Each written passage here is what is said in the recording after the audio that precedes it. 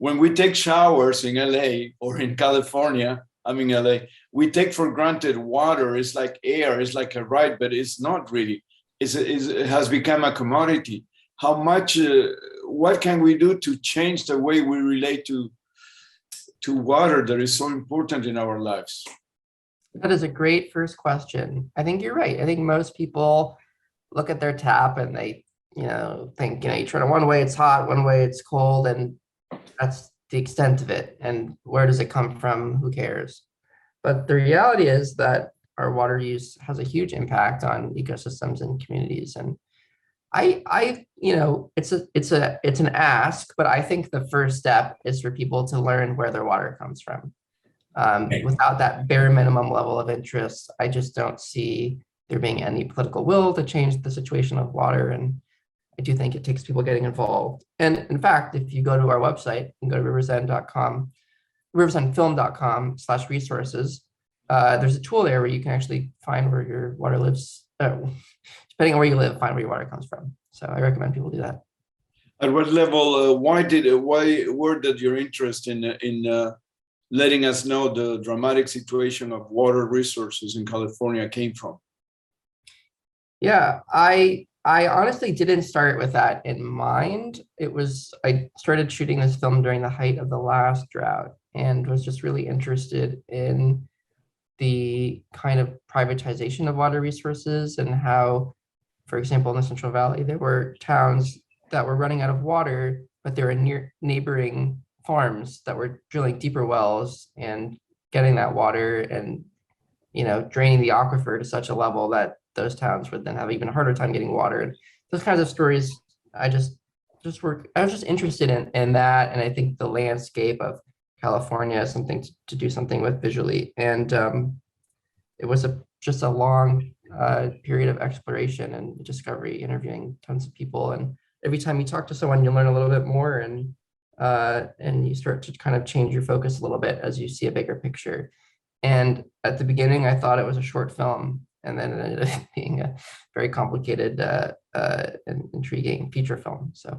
So Jacob, how much is a global warming affecting the situation of water in general in the state of California?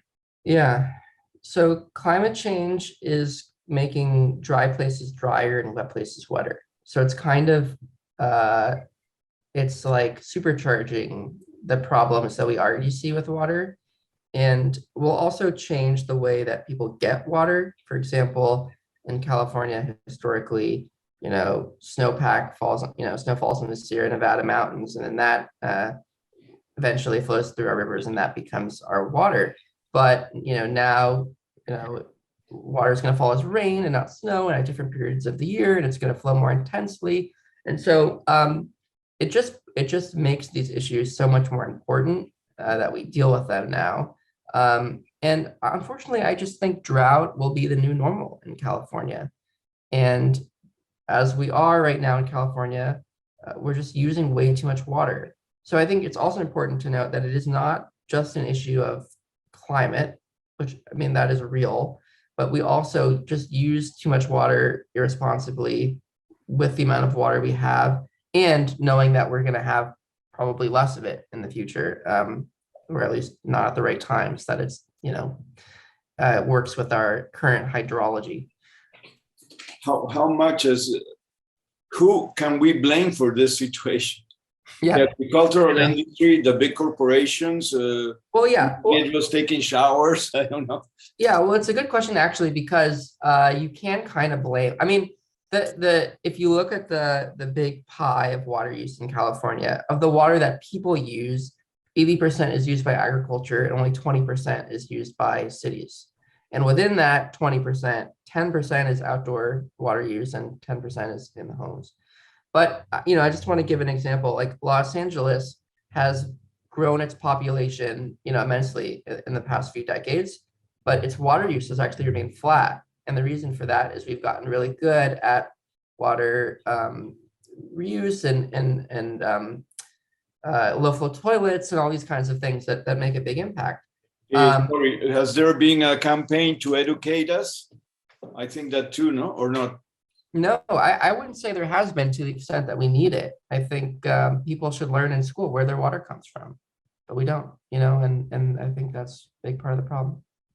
So, but wait, the government of California doesn't do campaigns to educate us about water, like, I you know, mean, what- I'm not saying that they don't exist. I think whenever there's a drought, you'll see little campaigns about, oh, maybe water your lawn less or take shorter showers and things like that. But the point I guess I'm trying to make is that even if we got really good in the cities at conserving more water, it's not enough to fix this problem because we are a small piece of this pie. And I think it's important that people recognize, just as an example, almonds, pistachios, and walnuts in California use more water than all of the cities in California combined. We have over 2 million acres of almond trees in California, and we grow 80% of the world's almonds and export all of these almonds elsewhere. And even though 80% of water is used by agriculture, agriculture makes up only 2% of the state's GDP. So it's a small part of the economy. And that money that's made from these crops is held by a small minority of people and doesn't trickle down into the communities in the Central Valley. So that I think, I'm not saying that agriculture is bad. We need it. It's important. We need food and fiber, but we need to do it responsibly. And I think it's just grown to a size that's unsustainable. So I guess the agricultural lobbies are very powerful, not only in the not only in Sacramento, but also in Washington, D.C. Yeah, absolutely. Right? Absolutely. Because most people don't know where their water comes from, there's very few people who are interested in these issues and are involved. And it's either people who make a lot of money, like people in agriculture, or people in the environmental working group who are trying to protect our rivers and our fish and things like that. But that's a small group of people. And agriculture is a very wealthy minority of people.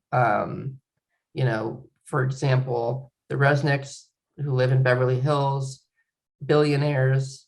They own the largest farm in California, the wonderful company, which uses more water than all the homes in the city of Los Angeles combined.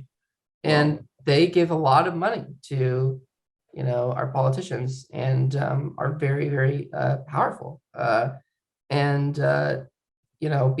we don't know where our water comes from, because we don't care, there's not the political will to do something about this. And so it's easier to kind of say, oh, everyone needs to just take shorter showers and make us feel like we're making a difference, but not really tackling the meat of the issue. In popular culture, there's this myth that Northern California hates us, the ones in the South, sure, because we steal all the water. How real is that? And I don't know, or it's just a stereotype. I don't think they hate us, but I think. No. Yeah, hate us is too strong. Yeah. Yeah, but you're right. I think it's true. It's very true. We get a lot of our water from Northern California. The Bay Delta, which I focus on in the film, is where Californians get two-thirds of Californians get at least some of their water from. And we are destroying that place right now. And so I think people that live around that place and benefit from living around it are a little pissed off that people in Los Angeles, rely on this place as a source of life, and we don't even know that it exists. So it's true, and it's I think our duty as citizens to just know where our water comes from and know that we are impacting other people.